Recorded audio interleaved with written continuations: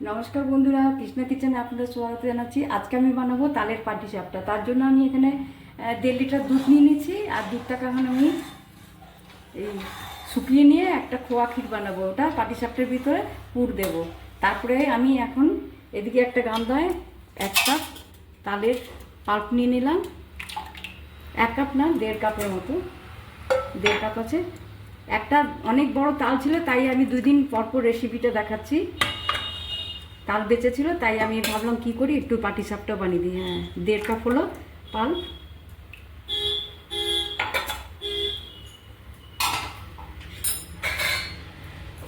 একটি চালের গুঁড়ো দিচ্ছি,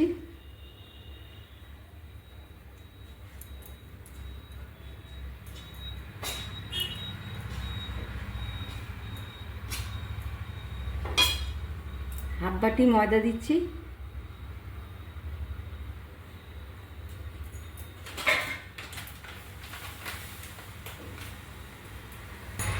আর তার অর্ধেক সুজি। যতটা চালের গুঁড়ো দিলাম তার হাফ আপনি ময়দা দিচ্ছি, তার হাফ আমি সুজি দিলাম।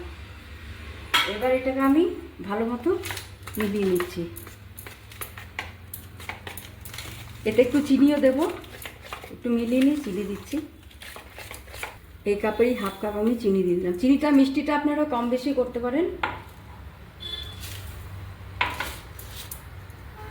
এই আধা বাটি নারকেল কোড়া দিয়ে দিচ্ছি, দিয়ে ভালো মতো আমি মিলাচ্ছি। নারকেল কোড়া দিলে এই টেস্টটা আরও বেড়ে যাবে। আর এর মধ্যে একটু এলাচের গুঁড়োও দেবো। 4-5টা এলাচ আমি থেতো করে এর মধ্যে দিয়ে দিলাম। এবার একটু গরম দুধ দিয়ে দিচ্ছি।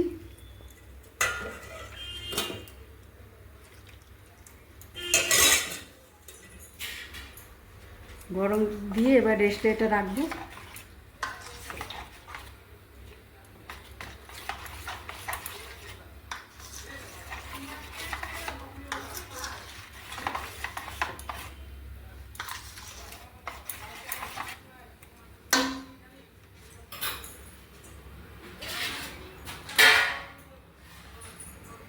আমি এটা 20-25 মিনিট রেস্টে রাখলাম, তারপরে আমি আবার আপনাদের দেখাবো।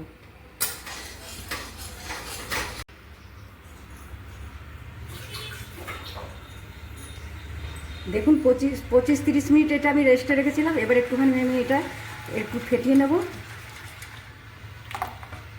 এদিকে আমার খোয়াটাও হয়ে গেছে। 1.5 লিটার দুধে এতটা আমার খোয়া বেরিয়েছে। এবার আমি ফ্রাই প্যান একটা চাপিয়ে দিয়েছি, ওর মধ্যে একটু আমি রিফাইন্ড অয়েল দিয়ে দিলাম, দিয়ে সব জায়গায় ভালো মতো লাগিয়ে নিচ্ছি।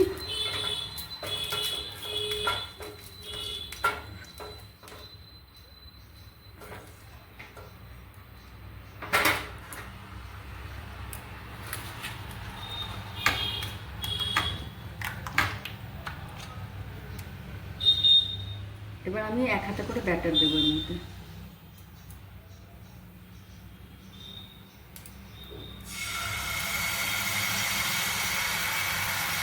দিয়ে এইভাবে একটু ছড়িয়ে দেবো হাতার পেছনটা দিয়ে।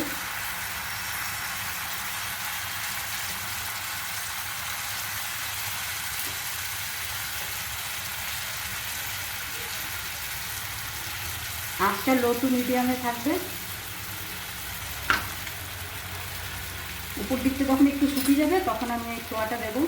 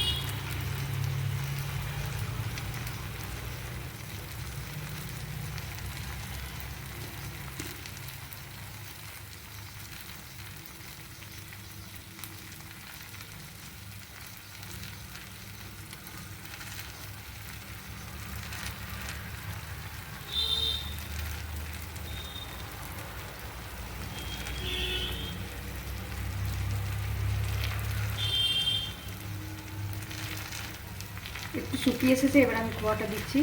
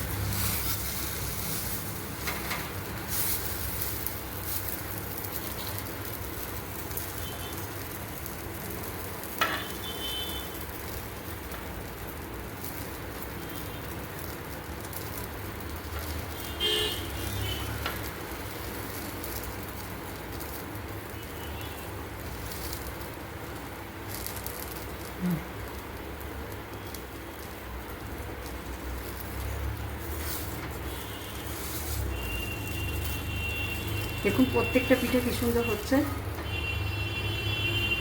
এইভাবে আমি সব পিঠেগুলো বানিয়ে নেবো, তারপর আপনাদের আমি দেখাচ্ছি। দেখুন বন্ধুরা, আমার সব তালের পাটিসাপটাগুলো বানানো হয়েছে, দেখতে কত সুন্দর হয়েছে, আর এগুলো খেতেও ততই ভালো লাগে। আপনারা একবার হলেও বানাবেন এই তালের পাটিসাপটা, আর আমাকে লাইক শেয়ার করবেন। আজকের মতো এখানে আসছি, নমস্কার।